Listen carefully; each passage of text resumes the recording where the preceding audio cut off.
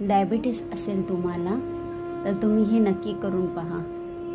आपल्याला ट्विस्ट करायचं आहे। इनहेल करताना सेंटर, एक्झेल करताना ट्विस्ट।